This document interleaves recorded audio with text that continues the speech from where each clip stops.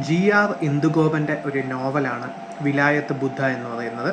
So ഒരു വിലായത്ത് ബുദ്ധ സിനിമയാവുമ്പോഴത്തേക്കും double മോഹനും അതുപോലെ തന്നെ ഭാസ്കർ മാസ്റ്ററുമായിട്ടുള്ള കോൺഫ്ലിക്റ്റിൻ്റെ കഥ തന്നെ ആയിരിക്കാം പറയുന്നത് ട്രെയിലർ വെച്ച് നോക്കുമ്പോഴത്തേക്കും. സോ ഈ ഒരു ചന്ദനക്കടത്ത് മോഷണം അതൊക്കെ പുഷ്പയിൽ തന്നെ നമ്മൾ കണ്ടതാണ്. സോ ഒരു പുഷ്പ 1 ആണെങ്കിലും പുഷ്പ 2 ആണെങ്കിലും പുഷ്പ ഒരു ക്വാളിറ്റി മെയിൻറ്റെയിൻ ചെയ്തൊരു മൂവിയായിരുന്നു. പുഷ്പ 2 പക്ഷേ അത്ര ക്വാളിറ്റി മെയിൻറ്റെയിൻ ചെയ്യാത്തൊരു മൂവിയായിരുന്നു. സോ ഒരു ലോക്കൽ പുഷ്പ, ഇപ്പം പൃഥ്വിരാജിൻ്റെ ഡയലോഗ് തന്നെയുണ്ട് ടീസറിനകത്ത്.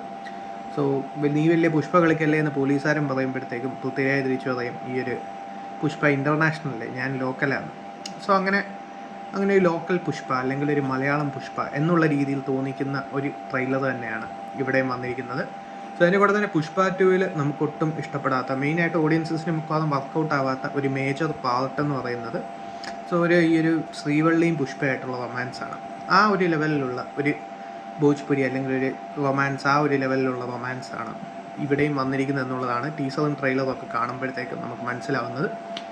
സോ അങ്ങനെ പോകുന്ന ഒരു ഇമ്പാക്റ്റ് ഇല്ലാത്ത ഒരു ട്രെയിലറാണ് വിലായത്ത് ബുദ്ധ. പക്ഷേ കമ്പാരിറ്റീവ്ലി ബാക്കി വന്ന അപ്ഡേറ്റ്സ് വെച്ച് നോക്കുമ്പോൾ കുറച്ച് ബെറ്ററാണ് എന്ന് പറയാം. സോ ബാക്കിയൊക്കെ പടം വരുമ്പോൾ അറിയാം. സോ ഈ ഒരു GR ഇന്ദുഗോപൻ, രാജേഷ് പിന്നാടൻ ഇവർ രണ്ടുപേരാണ് സ്ക്രീൻ പ്ലേ ചെയ്തിരിക്കുന്നത്. ജയൻ നമ്പ്യാറിൻ്റെ ഡയറക്ടോറിയൽ ഡെബ്യൂട്ടാണ്. സോ ഈ ഒരു മൂവി നേരത്തെ പറഞ്ഞ പോലെ തന്നെ ഈ ഒരു നോവലിനെ ബേസ് ചെയ്തിട്ടുള്ള ഒരു മൂവിയാണ്.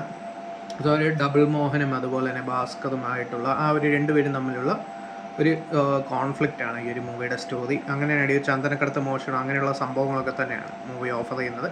ബാക്കിയൊക്കെ സിനിമ അടുത്ത ആഴ്ച വരുമ്പോൾ റിലീസാകും. ഇതും എക്കോ എന്ന് പറഞ്ഞൊരു മൂവിയും ക്ലാഷ് റിലീസാണെന്ന് തോന്നുന്നു. സോ അത് രണ്ടും അടുത്ത ആഴ്ചയാണ് റിലീസ്.